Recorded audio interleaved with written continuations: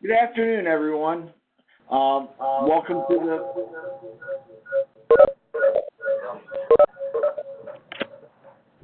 the Field Learning Program Supervisor Training. Yeah, thank you, Tony. Take care. We'll talk to you. Oh, yeah.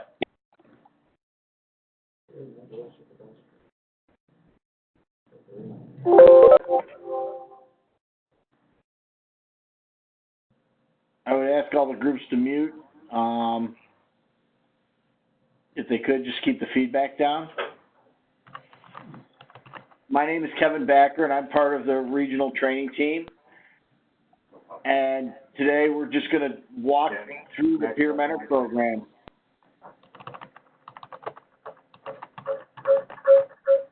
Guys, mute your freaking phone.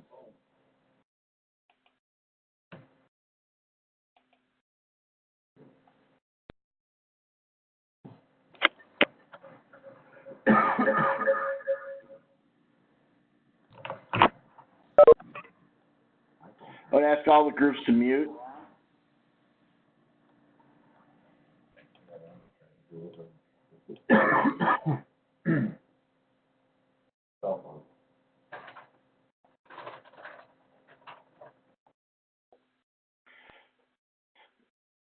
Okay, so as we get started,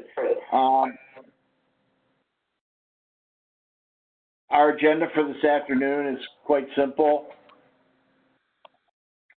We'll start with what did the mentors learn from a technical and a leadership standpoint? How will they use what they learned? The coaching skills and the various reporting skills. The supervisory role in supporting of this program. We're going to ask if they review some materials and host some weekly meetings.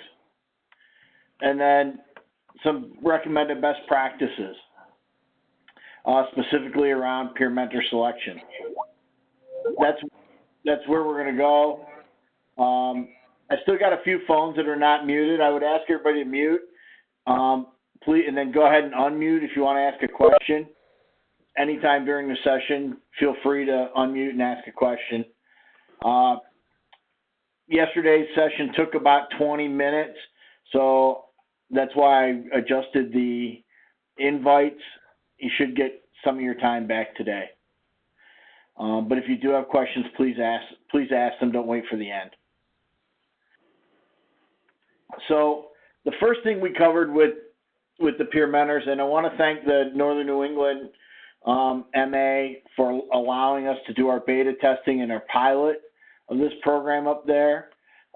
They provided a really nice, diverse group of students and gave us some really good feedback on the program. We made some meaningful changes and have rolled it out now to the rest of the region.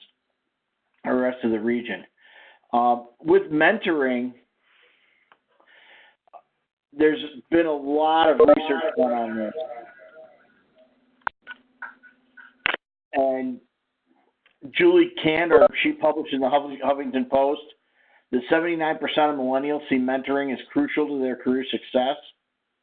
And Kronos Corporation, according to them, over 71% of the Fortune 500 companies are now using mentoring, of course, which we are one of them. When we talk to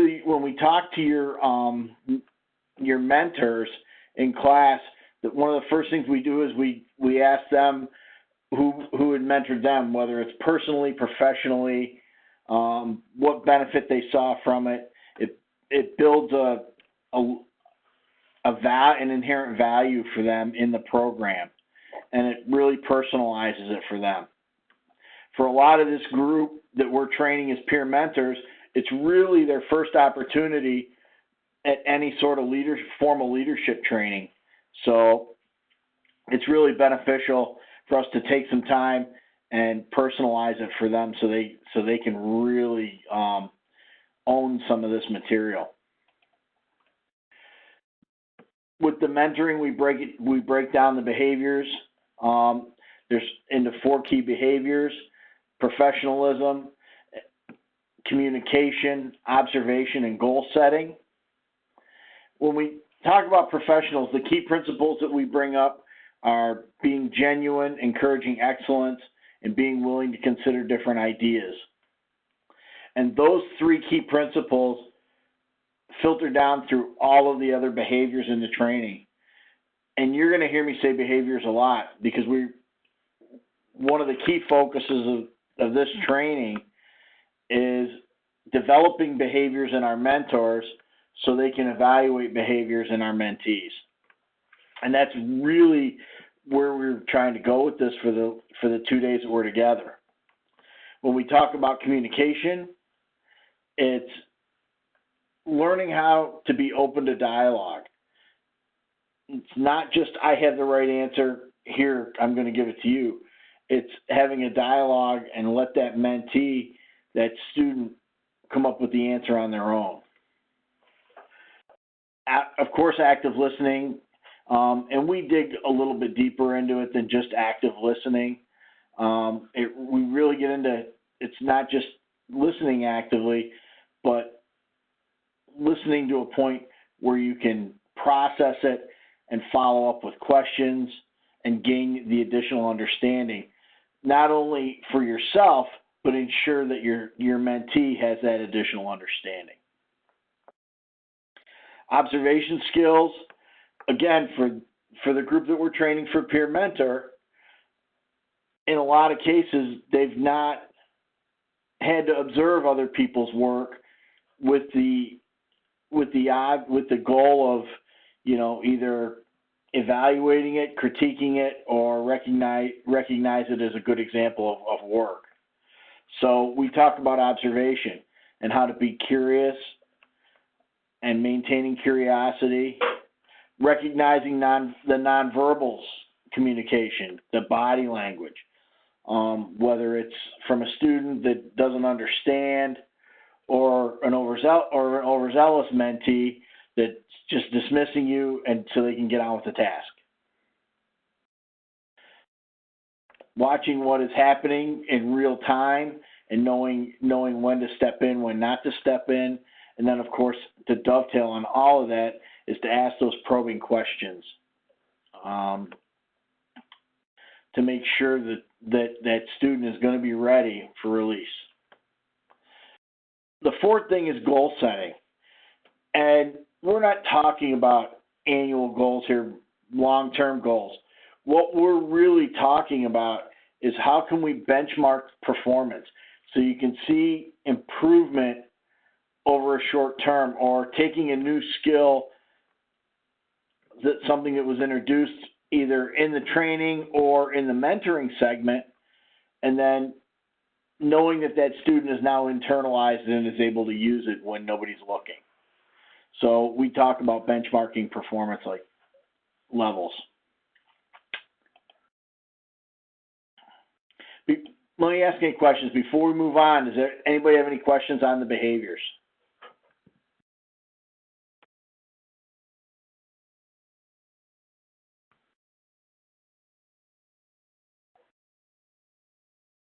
Okay, we'll move on. The next thing we did is and this is really the day 2 activity, is we do some technical calibration. Why is this important for our mentees? Some of the mentors that we get, it's been several years since they've received their new hire training. In one case, I think it was 22 years since we had a mentor that received new hire training.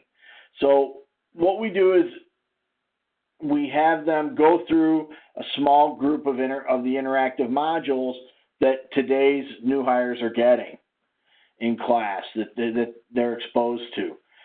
It gives our new mentors, an idea of how the students are learning that material, and they're also getting an idea of what material they are learning. So if they see something that might be different to what they've been doing in the field over the years, they won't see it as wrong. They'll just see it as different. We also do a pretty extensive safety review. And the two items that we're focusing on, we've been asked to really call to top of mind by EHS, is ladder qualification and enhanced defensive driving.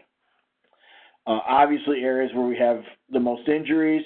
So with ladder qualifications, we introduce them to all the different techniques that we're training in class, making sure that their skills are aligned with what's happening in the training department.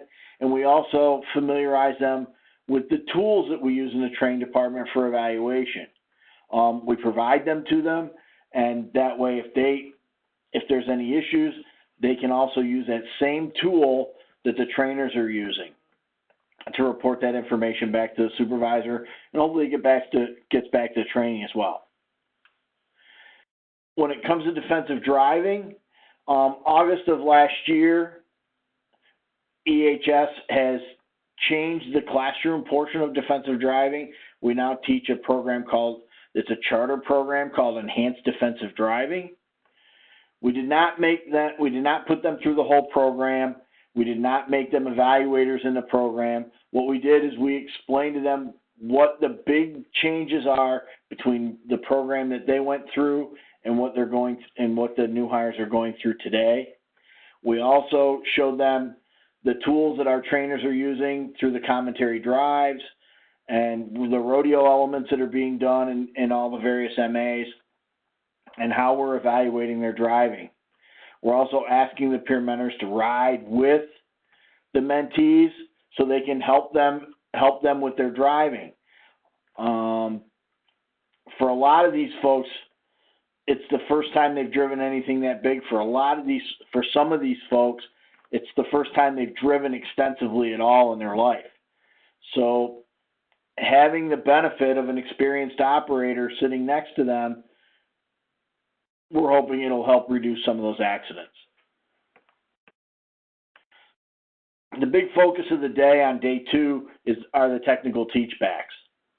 And what we do with the technical teachbacks is we break the classroom up into small groups, 2 or 3 people at the most. And we give them a segment of time. We assign them a topic. Some of the topics include aerial and underground drops, grounding and bonding, interior wiring.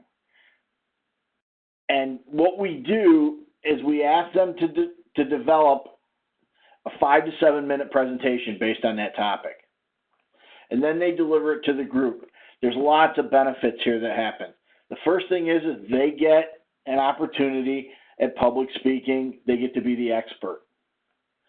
The second thing is they're going to solicit feedback, and they're going to run a feedback session, which is really important set of skills for them, how to handle questions, how to handle a question maybe they didn't anticipate, and they're going to get that same type, they're going to have those same type of interactions with their potential mentees. The last thing is they'll get feedback from the group, not only on their presentation skills, but then the whole group gets to calibrate on making sure that we're all teaching the same material the same way. So there's lots of benefit to that,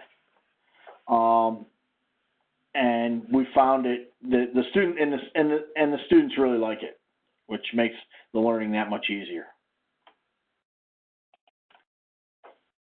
Now, how will any questions before we get into application?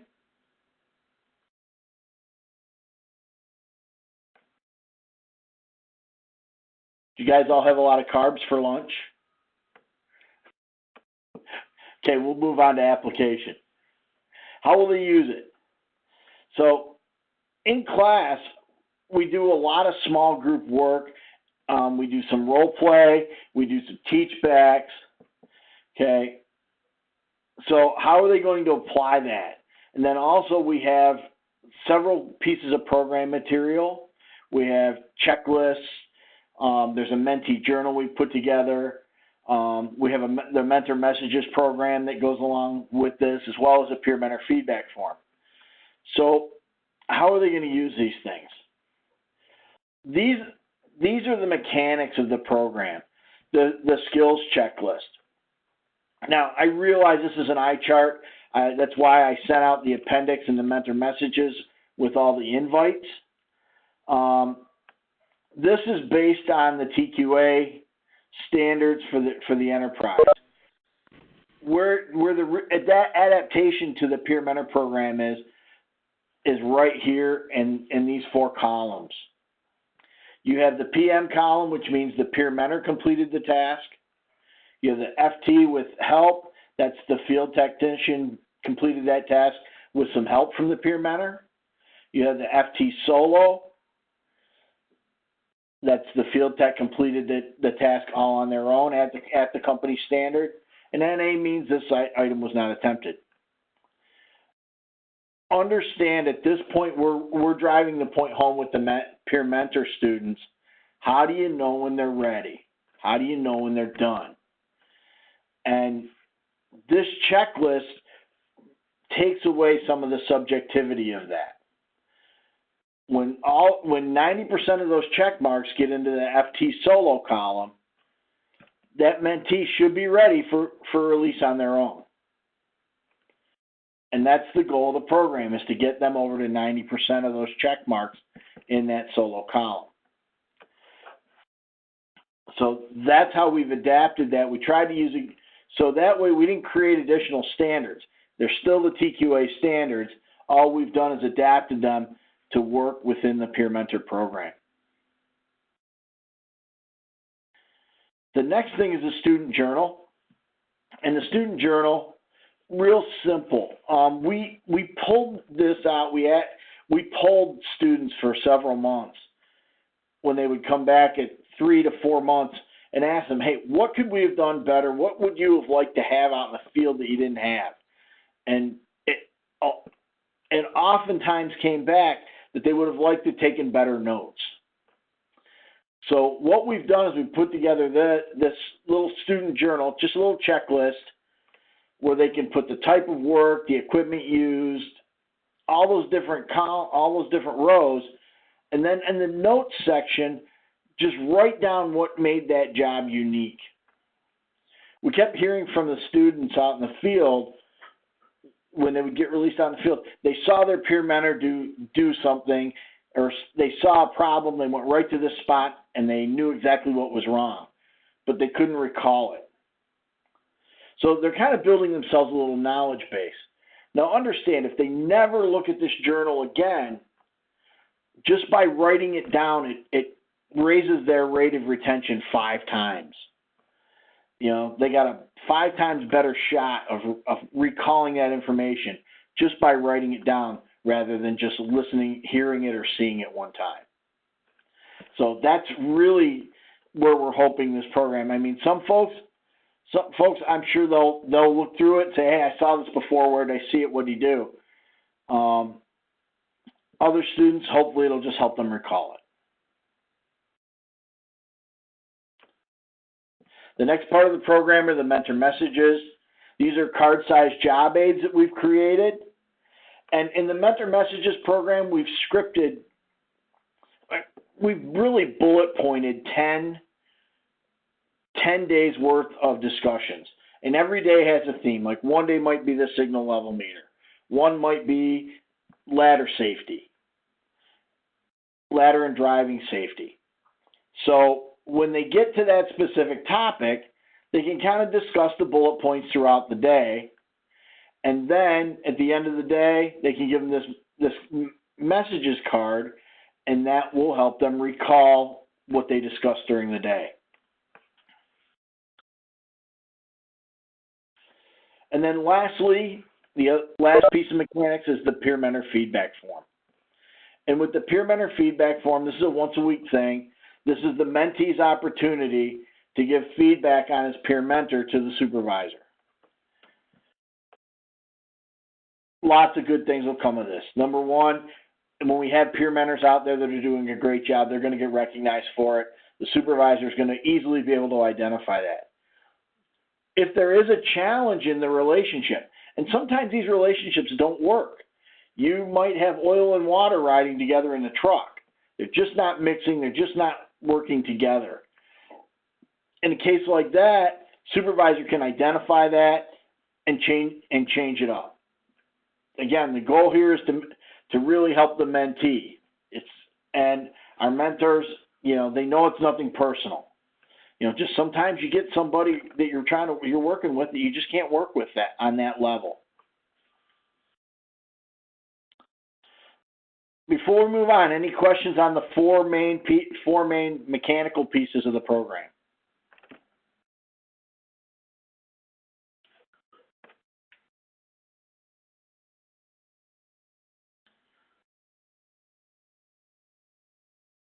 Okay, sounds fantastic.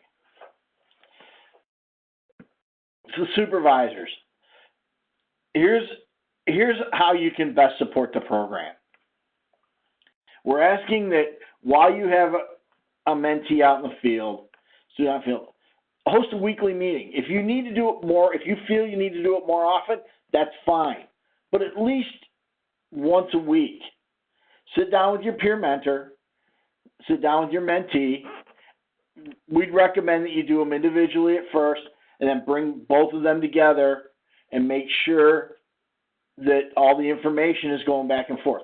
You can help if the peer mentor strays off that benchmarking, or if there's issues out there, you can help bring that together. Collect all of the forms. Those checklists. The peer mentor is going to fill one of those out for every job. You can collect those. One of the best practices we've identified in one of the MAs is the supervisors take a 3-hole punch, put them in a binder. At the end, right there's all your documentation you need for progression to FT2. By having this meeting, now the supervisor gets involved. You'll know exactly what's going on with everything with your mentee. Obviously you probably have more meetings with your peer mentor. They can be really informal, but it's always good to have that sit down.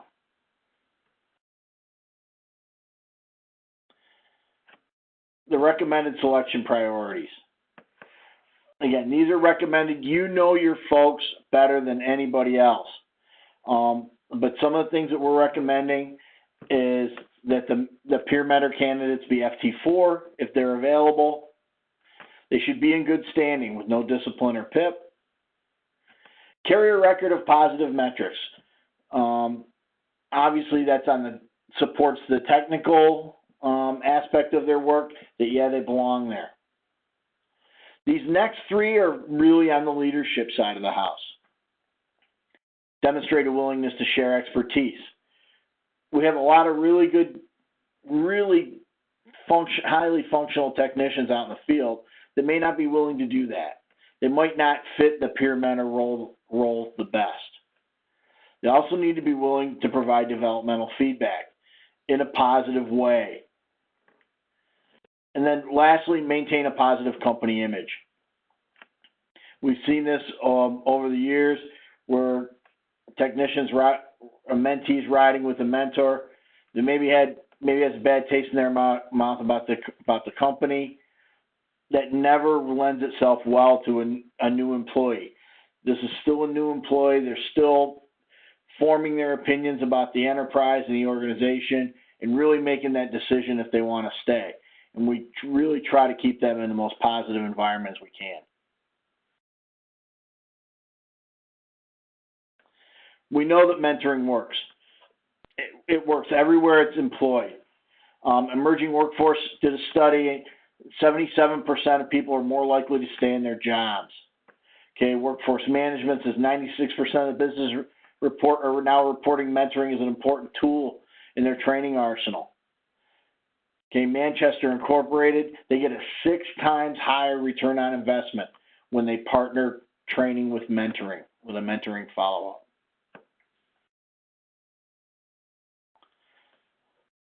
So in summary, we've talked about the different mentoring behaviors, what's involved in the technical calibration of your peer mentors, how the program's applied, and some recommended practices on peer mentor selection.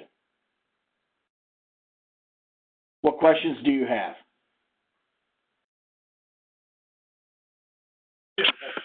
Kevin, Yeah. Has there been any thought to having, like, the best of the best train some of the new hires, like TQA techs? Again, that's not off the table. It's whatever the leadership in that specific MA. It's however you want to apply this. If you want to make your TQA techs your peer mentors and whatever, that's train. We don't have. I don't want to sound funny, but training doesn't really have any requirements on that. We leave it up to the MAs to administrate the program. Okay, thank you. It was just a thought. Mm-hmm.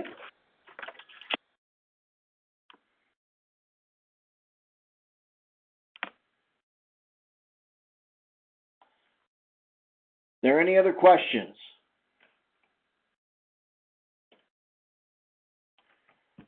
Okay, everybody, thank you for your time. I'll end this, and if you do have any questions, please reach out to myself, my peers, Gino Koji, Lee Titus.